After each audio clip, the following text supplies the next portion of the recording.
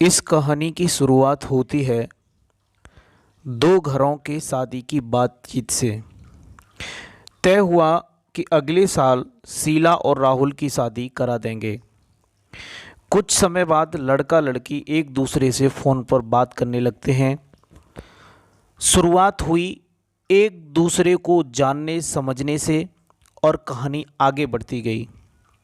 इतनी आगे कि एक दिन लड़के ने लड़की से मिलने की जिद की। लड़की के बार बार मना करने पर भी राहुल नहीं मान रहा था। लड़की के मना करने पर बोलता है कि अब क्या है, कुछ दिन बाद तो हमारी शादी हो ही जाएगी। आखिरकार लड़की लड़के की बातों में आकर हाँ कर देती है। अब क्या, रात के 12 बजे मिलने का समय तय हुआ।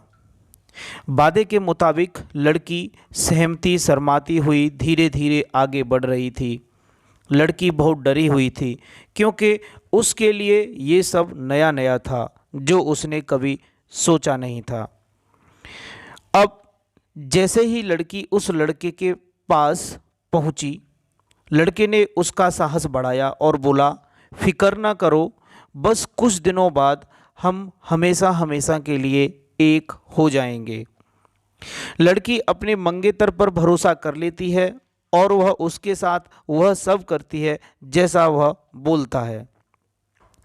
अब दोनों बहुत खुश थे और अब दोनों अपने अपने घर चले जाते हैं।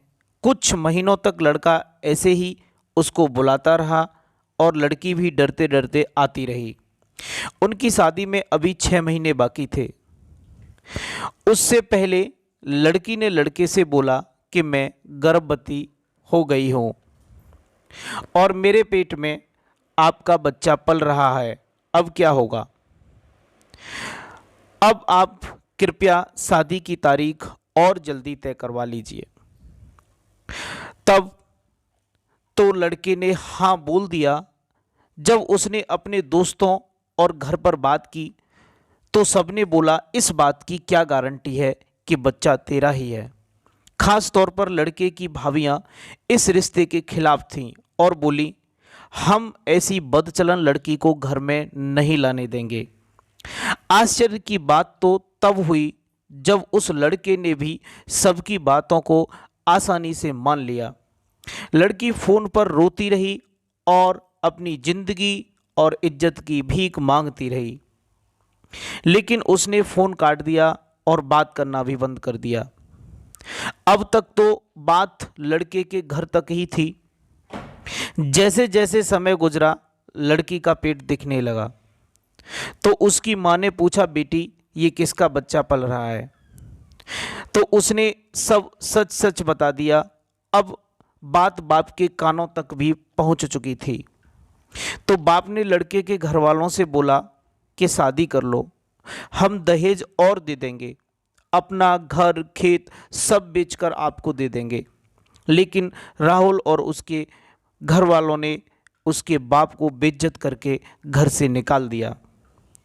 अब उसके बाप ने अपने साले को बुलाया और सारी कहानी बताई।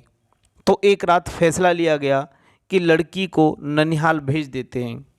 रात का वक्त तय किया गया था। अब लड़की को नए कपड़े पहनाकर उसका मामा और उसका बाप दोनों साथ लेकर जाते हैं। उसकी माँ जाते समय रो देती है क्योंकि उसको सब पता था। अब उस लड़की को ननिहाल न ले जाकर जंगल वाले रास्ते की ओर ले जा रहे थे। तो लड़की बोली, मामा ये रास्ता तो ननिहाल को नहीं जाता।